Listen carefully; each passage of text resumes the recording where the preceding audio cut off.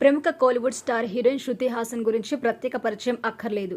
ఇక ప్రస్తుతం లోకేష్ కనకరాజు దర్శకత్వంలో రజనీకాంత్ హీరోగా నటిస్తున్న కూలీ సినిమాలో కీ రోల్ పోషిస్తుంది.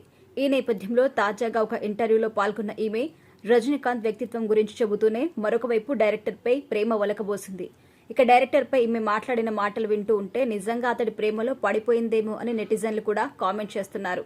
ఇకపోతే ప్రస్తుతం లోకేష్ కనకరాజు దర్శకత్వంలో రజనీకాంత్ హీరోగా నటిస్తున్న ఈ కూలీ సినిమా షూటింగ్ శరవేగంగా జరుపుకుంటుంది.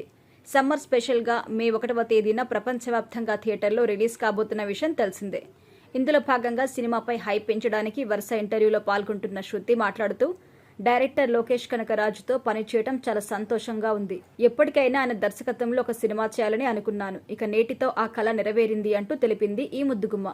ఇకపోతే వీరిద్దరూ కలిసి గతంలో ఒక యాడ్ షూట్ చేయగా వీరిద్దరూ అప్పుడే ప్రేమలో పడ్డారేమో అన్న వార్త కూడా నెట్టింటా వైరల్ అయింది. ఇప్పుడు మరొకసారి తనకు ఇష్టమైన డైరెక్టర్లో లోకేష్ పేరు చెప్పడంతో మరోసారి వీరి ప్రేమ వార్తలు ఊపందుకున్నాయి.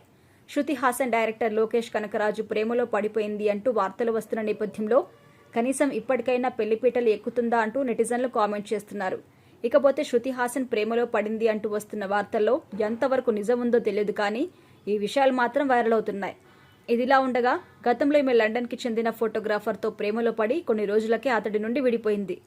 ఆ తర్వాత చాలా కాలం ఒంటరిగానే ఉండిపోయిన ఆమె అటు సినిమాలకి ఇటు దూరంగా ఉంటూ ప్రశాంతమైన జీవితాన్ని గడిపింది.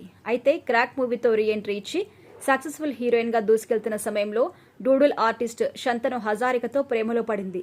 ఇద్దరూ డేటింగ్ చేసుకున్నారు, కలిసి జీవించారు కూడా. ఇన్స్టాలో రీల్స్ చేస్తూ ఈవెంట్స్లో పాల్గొంటూ నిత్యం సోషల్ మీడియాలో ట్రెండ్ అయ్యారు. అయితే ఏమైందో తెలియదు, కానీ గత ఏడాది వీరిద్దరూ విడిపోయారు. ముఖ్యంగా అతడితో కలిసి దిగిన ఫొటోస్ శృతి డిలీట్ చేసింది. దీంతో ఇద్దరి మధ్య బ్రేకప్ జరిగిందని అందరూ క్లారిటీ ఇచ్చారు అందరికీ. కానీ ఈ విషయంపై ఇద్దరు కూడా స్పందించలేదు. ఇక అప్పటి నుంచి ఒంటరిగా ఉంటున్న ఈమె ఇప్పుడు మళ్లీ సినిమాలో నటిస్తూ తాజాగా డైరెక్టర్పై ప్రేమ వలకబోస్తోంది. అందుకే నెటిజన్లందరూ ఇప్పటికైనా పెళ్లి చేసుకుంటుందా లేక ఇది కూడా యూజ్ అండ్ త్రో నా అంటూ కామెంట్స్ చేస్తున్నారు.